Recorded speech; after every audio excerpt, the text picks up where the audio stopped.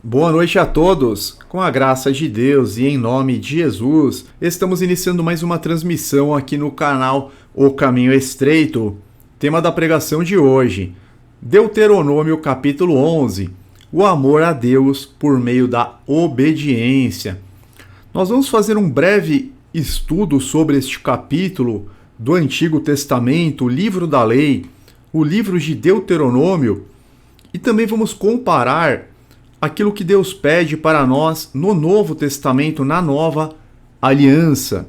A gente vai perceber que tanto no Antigo quanto no Novo Testamento, o verdadeiro amor a Deus, de todo o coração, de toda a alma, forças e entendimentos, está intrinsecamente ligado à obediência, às suas leis, a seus mandamentos.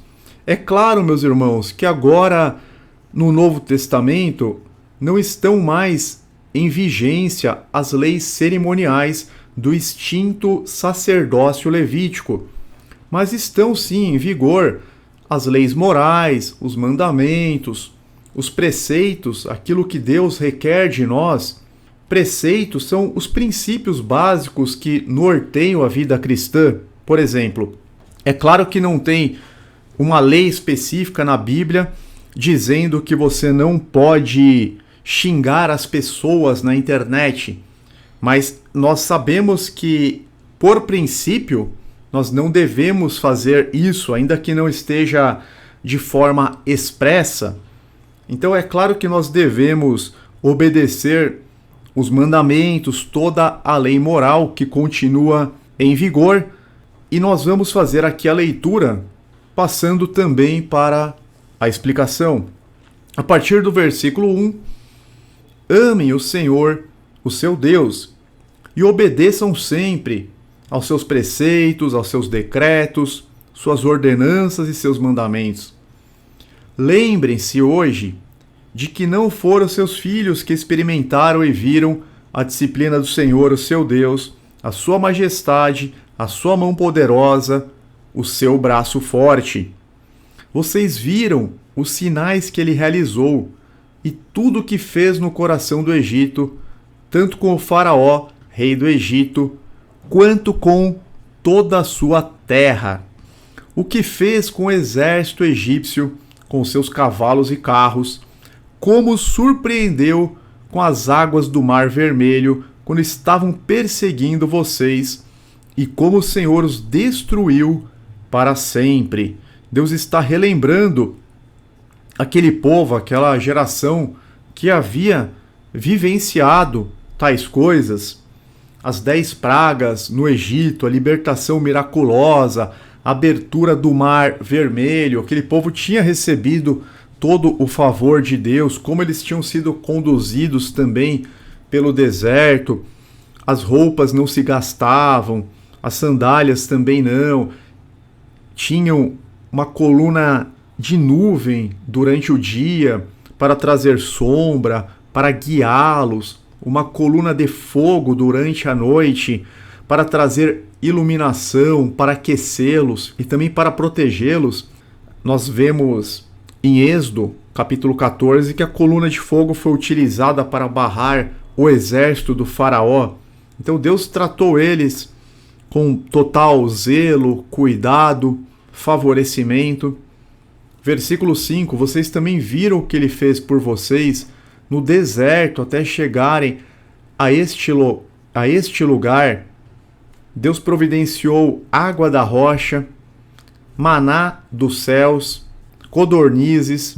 Eles não ficaram sem alimentos, não ficaram sem água, pelo contrário, nada lhes faltou. E vai falar sobre juízo também no versículo 6. E o que fez a Datã e Abirão, filhos de Eliabe, da tribo de Ruben, quando a terra abriu a boca no meio de todo Israel e os engoliu com suas famílias, suas tendas e tudo o que lhes pertencia. Aqui fazendo referência à rebelião de Corá.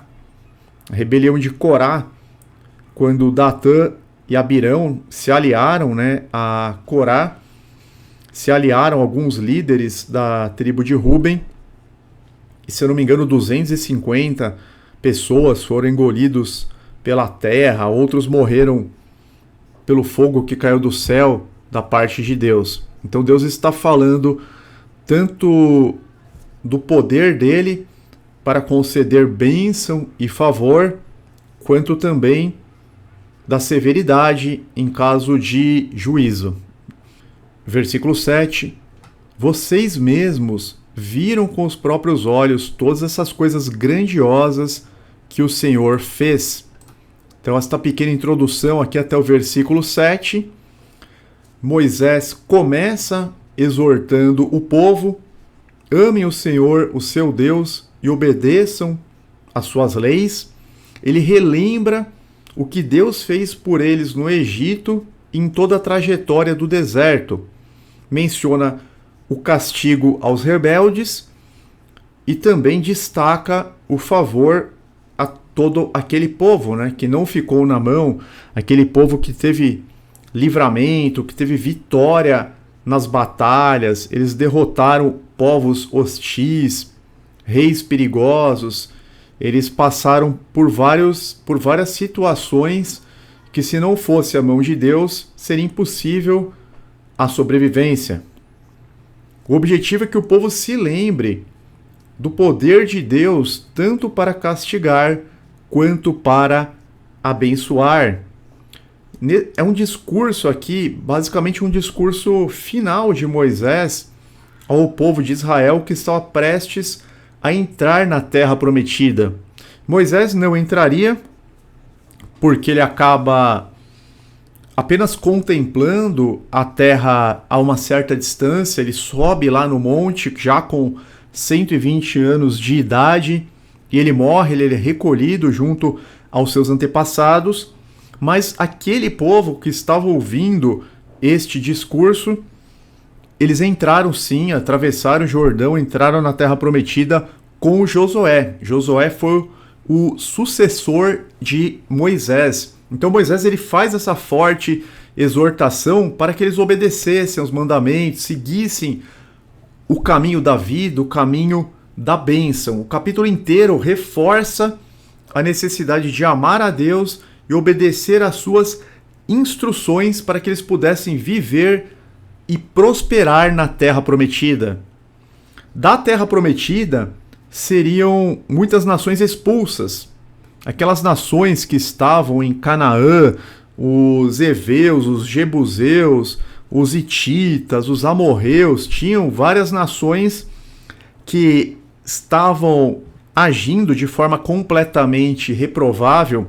Deus fala de práticas abomináveis daquelas nações, especialmente em Levítico capítulo 18, Levítico capítulo 20, e que tinha chegado o momento daquelas nações sofrerem, né, a eliminação, o juízo de Deus por meio dos israelitas, que deveriam ser uma nação santa, a nação por meio da qual viria o Messias, o Salvador de Israel e de todos aqueles que nele crescem. Então é importante que o povo andasse de forma correta para que eles pudessem eliminar aquelas nações pagãs, rebeldes, desobedientes, que estavam totalmente comprometidas com demônios, que sacrificavam seus filhos a Moloque, que praticavam atos ilícitos, sexuais, que praticavam muitas maldades. A maldade daquelas nações que ocupavam a terra de Canaã já tinha chegado até o limite, até os céus, e o povo israelita, sendo obediente a Deus, herdaria aquela terra abençoada que mana leite e mel. A gente vai perceber ao longo do capítulo que Deus daria a chuva no tempo certo, uma colheita farta e abundante. Mas o que nós vamos ver, meus irmãos, é que a obediência ela é essencial para que tudo vá bem. Paulo, ele nos lembra lá em Romanos 11, capítulo 22, portanto, considere a bondade e a severidade de Deus. Severidade para com aqueles que caíram, mas bondade para com você, desde que permaneça na bondade dele. De outra forma, você também será cortado. Então, aqueles gentis que creram em Cristo que estavam praticando, né, tendo uma vida santa, piedosa, cristã, enquanto eles permanecessem, eles seriam mantidos, enxertados na oliveira. E Paulo está falando, olha, os judeus, muitos judeus caíram, e eles são os ramos naturais. Então, se Deus pode cortar os ramos naturais, o que fará com aqueles que foram enxertados?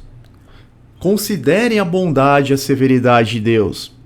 Deus, ele é amor, mas ele também é fogo consumidor. E a gente vai entender como que fazemos para permanecer na bondade de Deus. Porque todos nós, tanto eu quanto vocês, todos nós queremos permanecer no amor de Deus, na bondade de Deus. Queremos contar com o favor do Eterno, do Senhor. Nós tememos a Deus, nós amamos, nós reverenciamos. E nós não queremos ser cortados, como Paulo fala no Novo Testamento, como Moisés fala no Antigo Testamento.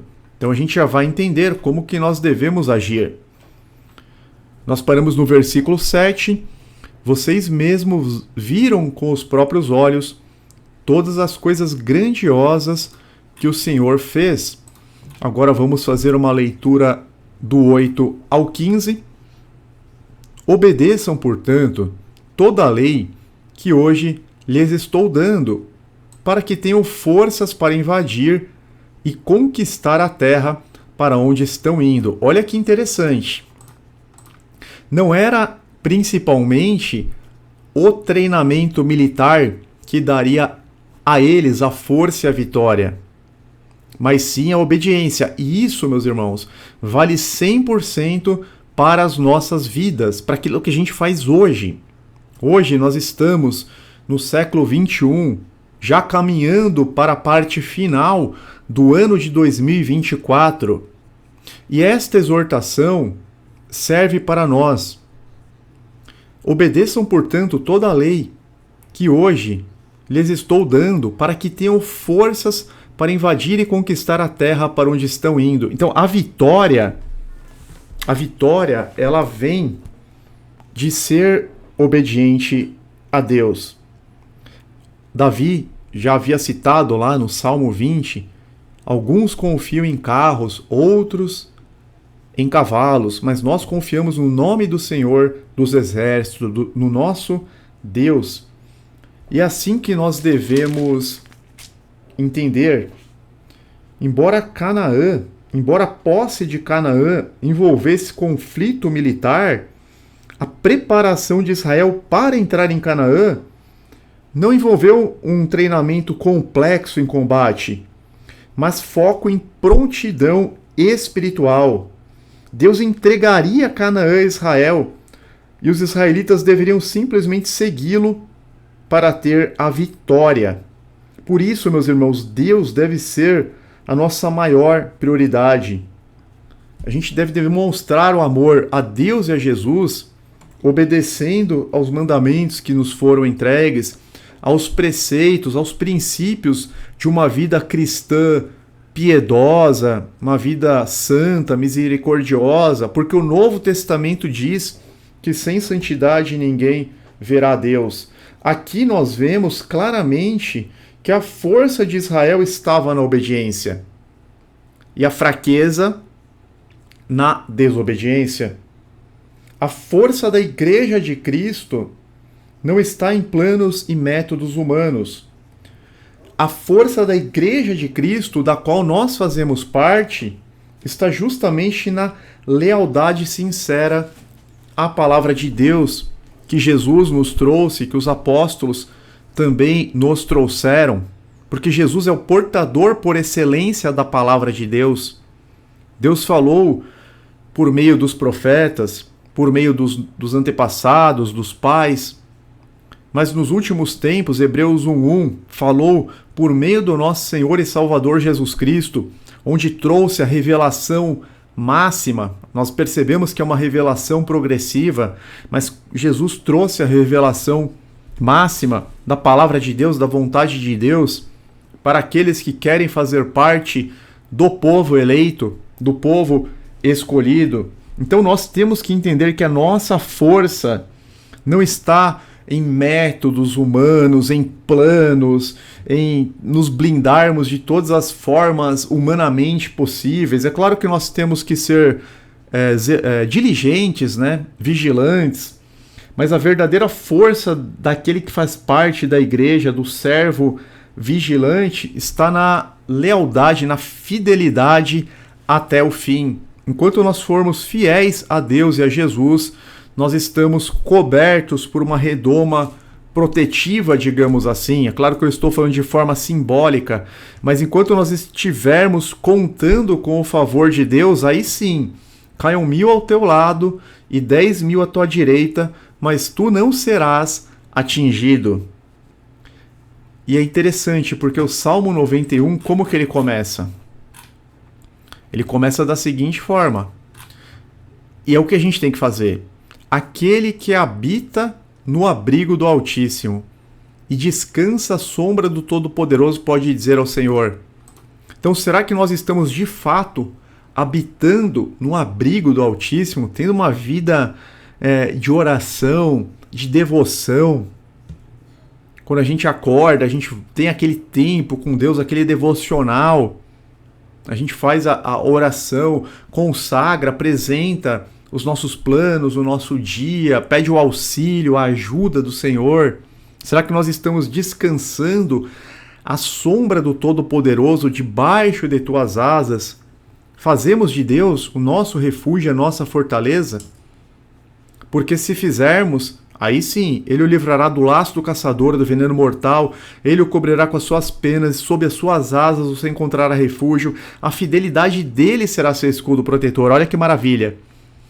Você não temerá o pavor da noite, nem a flecha que voa de dia, nem a peste que se move sorrateira nas trevas, nem a praga que devasta ao meio-dia. 1000 poderão cair ao seu lado, 10.000 à sua direita, mas nada o atingirá, você simplesmente olhará e verá o castigo dos ímpios. Se você fizer do Altíssimo seu refúgio, nenhum mal o atingirá, desgraça alguma chegará à sua tenda. Então nós precisamos ter esta consciência, esta intimidade, esta comunhão com Deus. Por isso que a gente já vai ver quem realmente ama a Deus, tem prazer em guardar as suas leis morais, os seus mandamentos, tudo aquilo que permanece em vigor na nova aliança. Claro que não estamos falando de leis cerimoniais relacionadas ao sacerdócio que já foi extinto. Estamos falando realmente daquilo que nos cabe, né? Dos mandamentos, de tudo que é relacionado à moralidade, a lei dietética que está em pleno vigor também, isso desde Gênesis, né? A guarda do sábado, todas as leis morais. Então vamos lá, versículo 8, estamos em Deuteronômio 11, vamos ler novamente com esse entendimento que nós tivemos. Obedeçam, portanto, toda a lei que hoje lhes estou dando, para que tenham forças para invadir e conquistar a terra para onde estão indo, e para que vivam muito tempo na terra que o Senhor jurou dar aos seus antepassados e aos descendentes deles, terra onde manam leite e mel. Mas será que no Novo Testamento nós devemos permanecer em obediência? A gente vai perceber que sim, porque Jesus fala em João capítulo 15 que a gente tem que permanecer nele, porque o ramo que não permanece nele é cortado, seca e morre. Esse ramo que não permanece nele, depois de cortado, é lançado no fogo. Então, no Novo Testamento, nós também temos que permanecer no amor de Cristo, no amor de Deus. Versículo 10. A terra da qual vocês vão tomar posse não é como a terra do Egito, de onde vocês vieram e onde plantavam as sementes e tinham que fazer a irrigação a pé, como numa horta. Mas a terra em que vocês, atravessando o Jordão, vão entrar para dela tomar posse é terra de montes e vales, que bebe chuva do céu. Olha que maravilha! O que Deus está falando aqui? Quando vocês eram escravos lá no Egito, vocês precisavam fazer um sistema de irrigação humano, trabalhoso, naquele local desértico, vocês precisam trazer a água do Nilo de alguma forma. Mas agora a terra que vocês tomarão posse, atravessando o Jordão, é uma terra que bebe chuva do céu. 12. É uma terra da qual o Senhor, o seu Deus, cuida. Os olhos do Senhor, do seu Deus, estão continuamente sobre ela, do início ao fim do ano. Isso simboliza o cuidado que Deus tem para com todos aqueles que fazem parte do seu povo, independentemente, meus irmãos, de onde nós moramos. Se nós fazemos parte da verdadeira igreja, se nós somos membros do corpo de Cristo, Deus está com os olhos sobre nós continuamente, do início ao fim do ano, zelando por nós. Mas tem a condição, 13, portanto, se vocês obedecerem fielmente aos mandamentos que hoje lhes dou, amando o Senhor, o seu Deus, e servindo de todo o coração e de toda a alma, então, no devido tempo, enviarei chuva sobre a terra, chuva de outono e de primavera, para que vocês recolham o seu cereal e tenham vinho novo e azeite. Ele dará pasto nos campos para os seus rebanhos, e quanto a vocês, terão que comer e ficarão satisfeitos.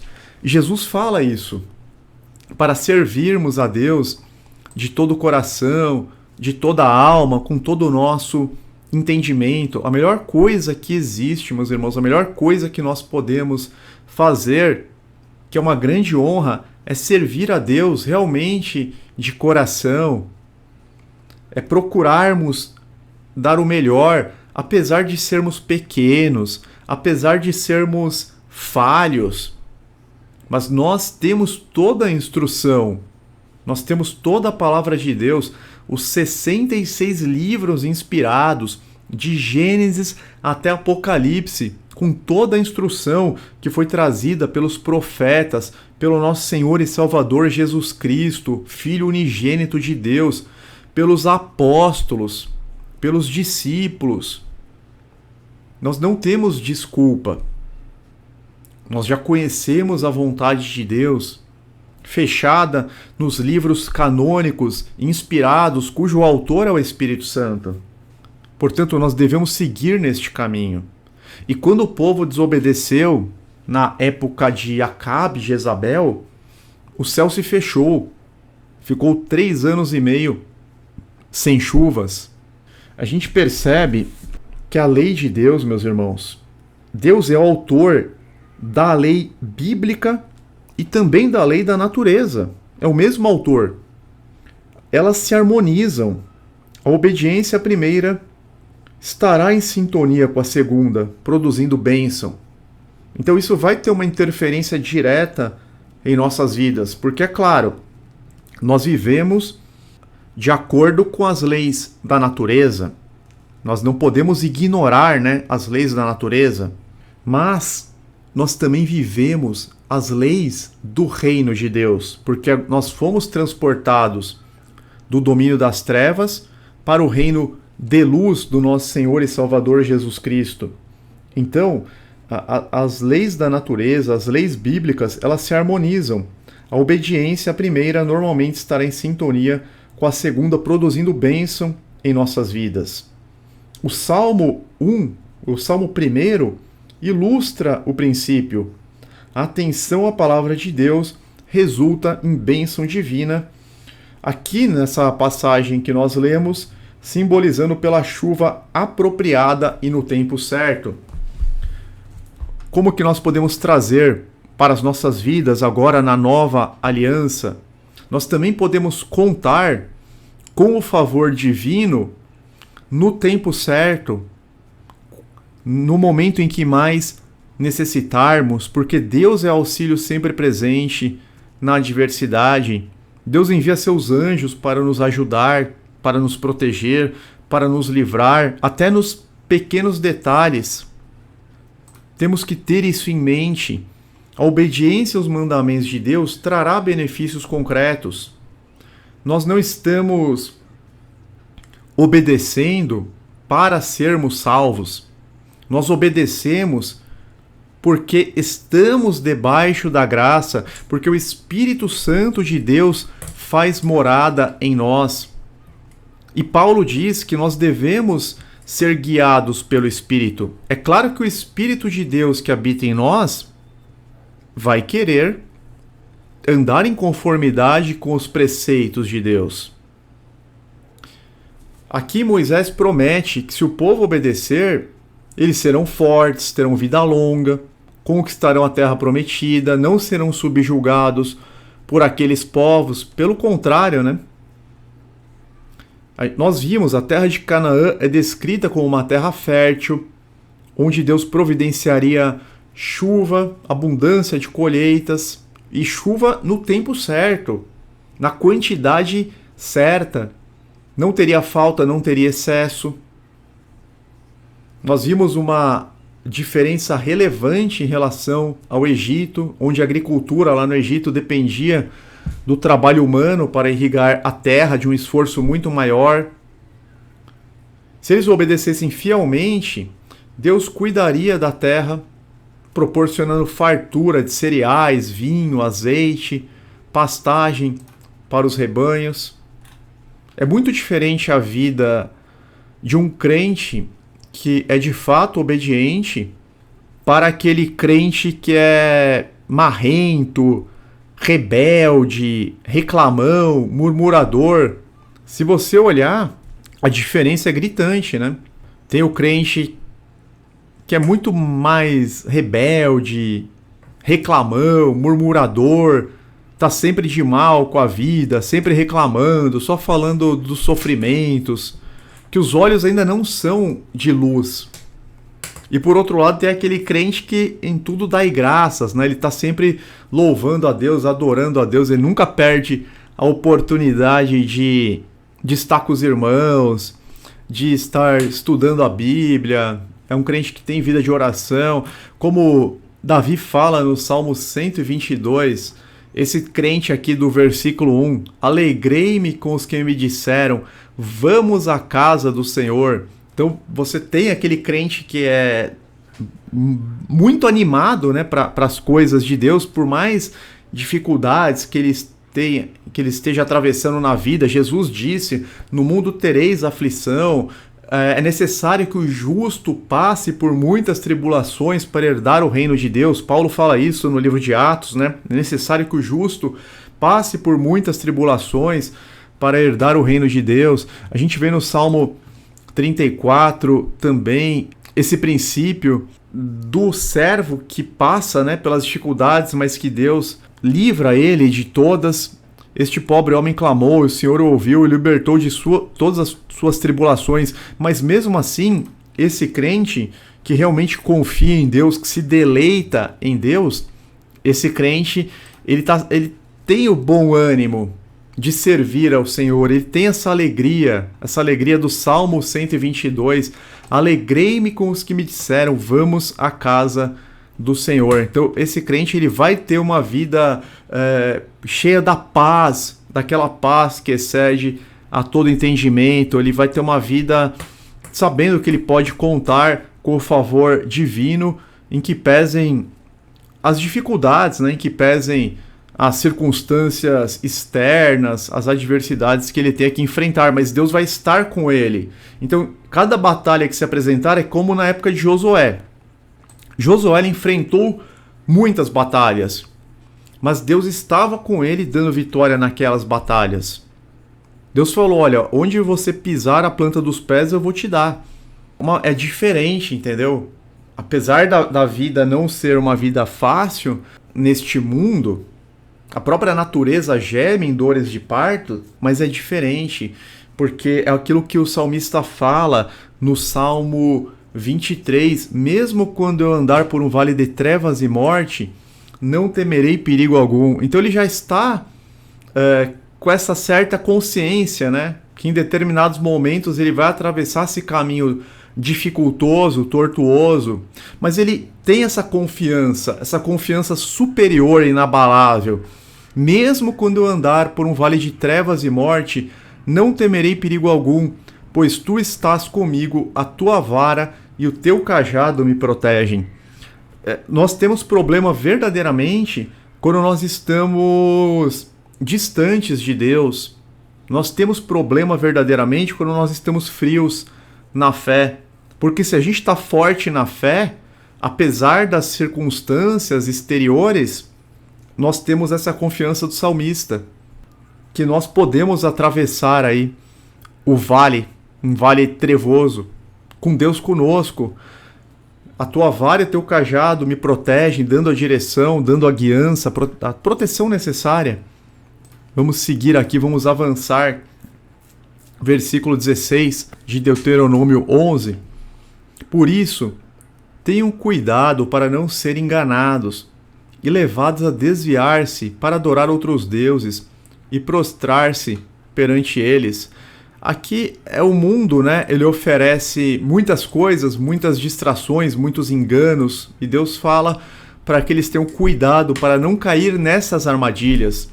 Caso contrário, a ira do Senhor se acenderá contra vocês, e ele fechará o céu para que não chova, e para que a terra não produza, para que a terra nada produza. E assim vocês logo desaparecerão da boa terra que o Senhor lhes está dando. Então aqui, meus irmãos, a gente vê claramente o fato de nós sermos agraciados por Deus, o fato de recebermos o favor divino, de fazermos parte do Espírito Santo, de sermos iluminados pela palavra, pelos dons celestiais, de sermos integrados à verdadeira igreja, não nos garante a permanência até o final. Aqui também eles estavam sendo conduzidos à terra prometida pela graça. O que eles fizeram para merecer a libertação lá do Egito? Mas no momento que você se arrepende, no momento que você é favorecido, e pela fé, você crê, pela fé, você é salvo, você está debaixo da graça, digamos assim, você tem que permanecer. Caso contrário, é o paralelo que nós encontramos aqui, olha. Caso contrário, a ira do Senhor se acenderá contra vocês. Ele fechará o céu para que não chova e para que a terra nada produza, e assim vocês logo desaparecerão da boa terra que o Senhor lhes está dando. A gente vê um paralelo em Hebreus, no Novo Testamento. Hebreus capítulo 12, se eu não me engano, que Deus fala da necessidade, né? Na luta contra o pecado, vocês ainda não resistiram a ponto de derramar o próprio sangue. Não é no capítulo 12, mas ele fala para não seguirmos o exemplo da desobediência. Olha que interessante, é no capítulo 4, na realidade. Assim ainda resta um descanso sabático para o povo de Deus. Portanto, esforcemo-nos por entrar nesse descanso, para que ninguém venha a cair, seguindo aquele exemplo de desobediência. Então, nós que julgamos estarmos em pé, temos que ter cuidado para não cairmos em razão de uma reiterada, de uma deliberada desobediência, rebeldia. Não estou falando de um simples pecado, de um simples desvio, de um tropeço. Mas o problema é quando a pessoa ela entra nesse ciclo, aí ela começa a pecar deliberadamente, ela começa a se rebelar contra Deus, ela vai esfriando até que chega num ponto crítico que pode acontecer a ruptura ou desligamento, aquela queda que não é um tropeço, mas uma queda definitiva. Então nós temos que tomar cuidado. Aqui Deus está falando em Deuteronômio 11 que se eles fossem rebeldes, a ira se acenderia contra eles e eles desapareceriam daquela terra, ou seja, eles perderiam o favor, eles cairiam da graça, eles seriam excluídos da graça, que é o que tem no Novo Testamento também. O Novo Testamento fala para que a gente tenha cuidado. Olha lá, Hebreus 12, 15, aqui não é antigo, aqui é novo, nova aliança. Cuidem que ninguém se exclua da graça de Deus, e tem várias passagens no mesmo sentido. Então a pessoa ela pode se excluir da graça de Deus. Capítulo 2 também fala algo semelhante. Como escaparemos nós se negligenciarmos tão grande salvação? Então a salvação ela pode ser desperdiçada, perdida, negligenciada, a pessoa ela pode ser excluída da graça. Nós já fizemos uma live com dezenas e dezenas de passagens nesse sentido, especialmente no Novo Testamento. Vamos dar sequência aqui, do 18 ao 21. Isso aqui é muito importante, olha. Gravem estas minhas palavras no coração e na mente. Amarrem-nas como símbolo nas mãos e prendam-nas na testa. É claro que muitos judeus acabaram tomando isso de forma literal e eles pegaram pequenas porções da palavra, colocaram naquelas caixinhas, naqueles filactérios e de fato acabaram amarrando na fronte, na testa, nos braços e nas mãos. Nós já mostramos aqui, né, em algumas lives, mas Deus não está falando para fazer isso de forma literal. Quando Deus está falando, grave essas minhas palavras no coração e na mente, amarrem-nas como símbolo nas mãos e prendam-nas na testa, isso é uma figura de linguagem para que a gente tenha sempre a palavra em mente. Prender na testa é estar sempre meditando na palavra de Deus. Amarrar nas mãos é estar sempre obrando de acordo com a palavra de Deus. Então, as mãos representam o agir, a atitude da pessoa, a forma de agir, a conduta, e a testa, o que ela tem em mente, como ela pensa. Ensine, 19, ensinem-nas a seus filhos, conversando a respeito delas quando estiverem sentados em casa e quando estiverem andando pelo caminho, quando se deitarem e quando se levantarem. Eu vejo alguns pais falando, eu não sei o que aconteceu com meu filho, eu não sei o que aconteceu com a minha filha, porque, nossa, eu levava na igreja, mas entrou na faculdade, acabou apostatando, se rebelou, tá inteiro tatuado, tá inteira tatuada, tá cheio de piercing, virou esquerdista, militante, o que aconteceu? Virou ateu, tá idolatrando Karl Marx. Karl Marx é um outro deus, né? É um falso deus, um demônio, na verdade, mas por quê? Porque não é um ensinamento superficial, é um ensinamento constante, diário, persistente. É igual aquela criancinha que você tem que falar várias vezes por dia para escovar o dente, para tomar banho, para não comer porcaria. O ser humano, ele sempre tem que estar lendo, tem que estar ouvindo, tem que estar recebendo correção, exortação, admoestação, incentivo. Então, o ensinamento aos filhos é com muita persistência. Por isso que ele fala, ensinem-nas a seus filhos, conversando a respeito delas, quando estiverem sentados em casa, quando estiverem andando pelo caminho, quando se deitarem, quando se levantarem, todos os momentos em que houver oportunidade. Às vezes está levando lá o filho para a escola, está dirigindo, está lá falando com persistência da palavra de Deus, da necessidade de temor a Deus, de obediência, para que ele tenha uma base sólida. Não adianta esses que vão na igreja aí só aos domingos, essas igrejas fracas do sistema religioso, que só se importam em cobradismo, em dar palavras, não, vamos falar só de bênção, de vitória, de teologia da prosperidade, de amor. Isso não vai acrescentar. Versículo 20. Escrevam-nas nos batentes das portas de suas casas e nos seus portões. Isso também é, de certa forma, figurado, né? O importante é a gente estar sempre lendo a Bíblia, sempre tendo contato, um contato ativo com a palavra, para que, na terra que o Senhor jurou que daria aos seus antepassados, os seus dias e os dias dos seus filhos sejam muitos, sejam tantos como os dias durante os quais os céus está acima da terra. Nós estamos, meus irmãos, almejando uma salvação eterna. Jesus fala que dará a coroa da vida ao vencedor. Seja fiel até a morte, e lhe darei a coroa da vida.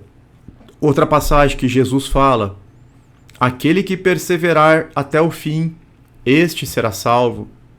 Paulo fala: eu combati o bom combate, percorri a carreira, guardei a fé.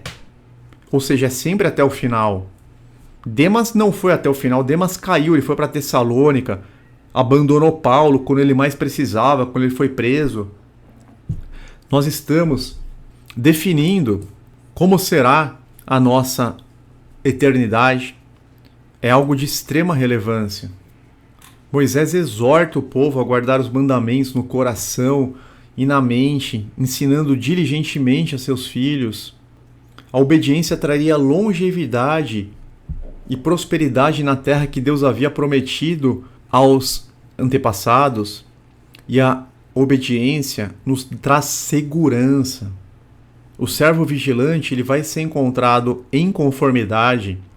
Quando Jesus voltar, ele vai enxergar o servo vigilante com as vestes brancas de linho fino. Nós temos que limpar as nossas vestes. Vamos agora para o trecho final, do 22 ao 28. Depois a gente vai fazer um link com o Novo Testamento.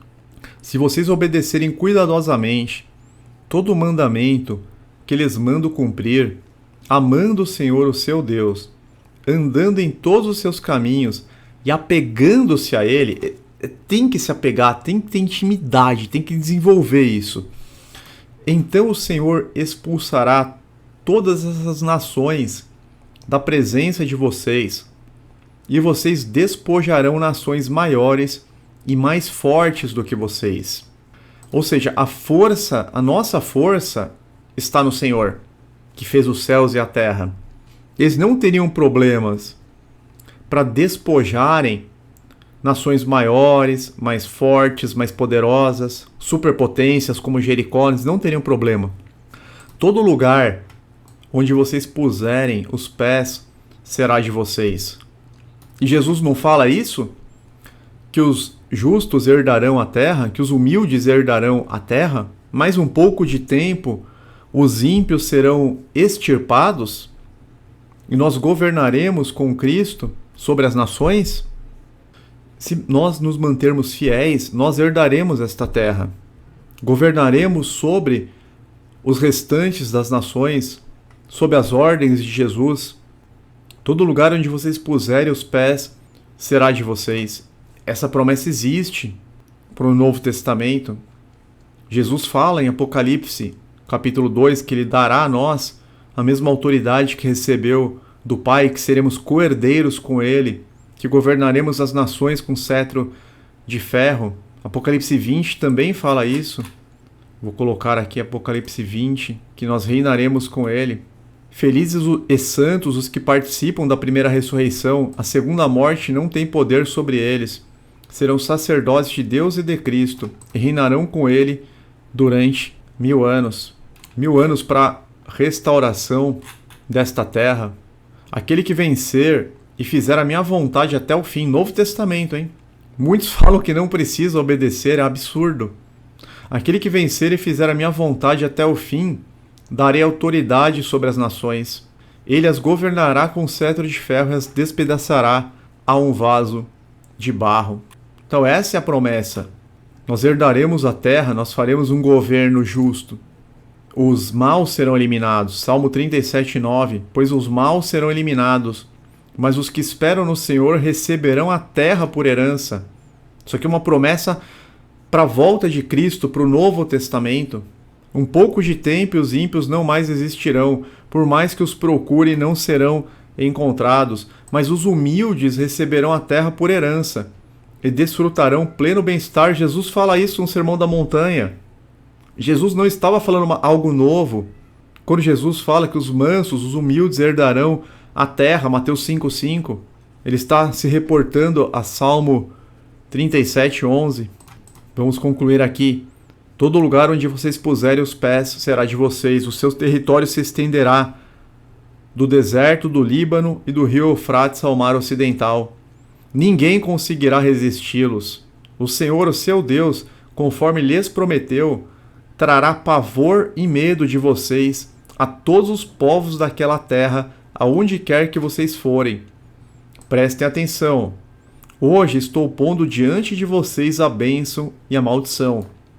Vocês terão bênção, se obedecer aos mandamentos do Senhor, o seu Deus, que hoje lhes estou dando. Mas terão maldição, se desobedecer aos mandamentos do Senhor, o seu Deus, e se afastarem do caminho que hoje lhes ordeno, para seguir deuses desconhecidos. Isso vale para nós no dia de hoje? Certamente que nós vamos ver que sim. Agora, olha que interessante. Muitas vezes nós enxergamos os nossos problemas maiores do que nós. E de fato, muitas vezes eles são sim maiores do que nós. Só que há aquele que é maior do que todos os nossos problemas somados. Olha o que Deus fala em Deuteronômio 7. Quando o Senhor, o seu Deus, os fizer entrar na terra para a qual vocês estão indo para dela tomar posse, ele expulsará de diante de vocês muitas nações. Os hititas, os girgazeus, os amorreus, os cananeus, os ferezeus, os heveus, os jebuseus. São 7 nações maiores e mais fortes do que vocês. Então o próprio Deus está falando, olha, o problema de vocês é de fato maior do que vocês, é mais forte do que vocês. Mas com o meu auxílio, com o meu favor, eles serão eliminados. Deus já está falando. Vocês estão indo tomar posse da terra, e vocês expulsarão diante dela muitas nações. E tinham gigantes, sim. A gente vê lá que eles ficaram apavorados na primeira vez, quando eles iam atravessar pela primeira vez, aquela primeira geração que acabou perecendo no deserto, que acabou ficando os 40 anos andando em círculos, porque eles viram os gigantes e ficaram com medo. Eram muito mais fortes do que eles, humanamente falando. O próprio Deus só são 7 nações maiores e mais fortes do que vocês. E quando o Senhor, seu Deus, as tiver entregue a vocês e vocês as tiverem derrotado, então vocês as destruirão totalmente. Tá vendo? É Deus que dá a vitória, é Deus que concede a bênção, o favor. Então não importa o tamanho do problema. O que importa é se a gente está em obediência ou não, se a gente está com comunhão, com intimidade com Deus ou não, é isso que vai importar. Claro que nós temos que fazer a nossa parte como cristão. O cristão tem que fazer as coisas certas, né? Tem que ser zeloso para com suas atividades, afazeres, sua família, seu trabalho, lógico, isso é evidente. Mas uma vez que nós estamos cumprindo com as nossas obrigações, com as questões seculares, quem vai nos abençoar, quem vai nos dar o livramento, quem vai nos dar a bênção, quem vai mudar a situação ou nos mudar é o Eterno, se a gente tiver intimidade com Ele, proximidade, realmente confiar, amar, obedecer. Deus é maravilhoso, meus irmãos, é maravilhoso. Em tudo dai graças, porque Ele é muito bom. Provem e vejam como o Senhor é bom, o salmista fala, e de fato Ele é maravilhoso em todos os caminhos. Um Deus fiel, bendito, misericordioso, compassivo, cuja ira dura um instante, mas o favor dura a vida toda. Salmo 34:8. Provem e vejam como o Senhor é bom, como é feliz o homem que nele se refugia. Temam o Senhor vocês que são os seus santos, pois nada falta aos que o temem. Os leões podem passar necessidade e fome, mas os que buscam o Senhor de nada têm falta. Deus, Ele nos preenche, Ele nos dá alegria, o Espírito Santo é fonte de alegria, Ele nos dá a paz que excede a todo entendimento, Ele é fonte de paz, de força, de fortaleza. Ele nos transforma como se fosse numa muralha de bronze, de modo que caem 1.000 de um lado, 10.000 do outro lado, mas nós não somos atingidos. E no Novo Testamento? No Novo Testamento, o amor a Deus também está frequentemente ligado à obediência aos seus mandamentos. Essa conexão é um princípio central nos ensinamentos de Jesus e nas cartas dos apóstolos. Nós podemos citar alguns versículos que destacam esta relação. Então agora vamos falar sobre a nova aliança, João 14:15. Jesus falou aos discípulos: se vocês me amam, obedecerão aos meus mandamentos. É óbvio que os mandamentos de Jesus são os mandamentos de Deus, porque Jesus falou as palavras de Deus.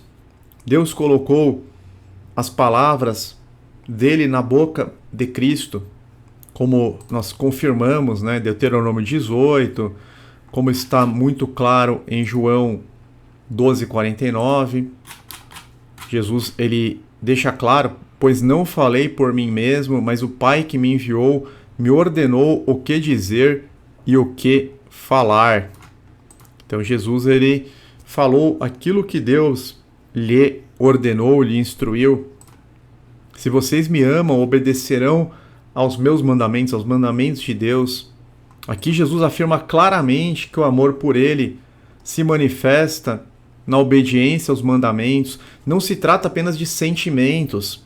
Deus, ele não está à procura de crentes sentimentaloides, vamos dizer assim, mas ele está à procura de Josués, de homens e mulheres de Deus.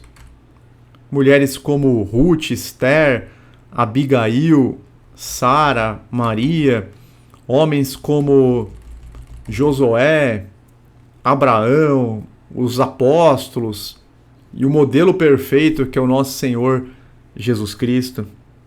Então não se trata apenas de sentimentos, não se trata de palavras vazias, mas de ações que demonstram a fidelidade ao que ele nos ensinou. A gente serve a Deus com ações, a gente ama a Deus com ações, a gente mostra a fidelidade. A fé sem obras é morta. Fé de boca é morta, não tem valor nenhum. Outra passagem, João 14:21. Aquele que tem os meus mandamentos e lhes obedece, esse é o que me ama. Então Jesus, ele não vai se impressionar com louvores, com meros louvores de lábios. Este povo me louva com os seus lábios, mas o coração está longe de mim. Jesus, ele é muito claro, ele é muito objetivo, ele é muito prático.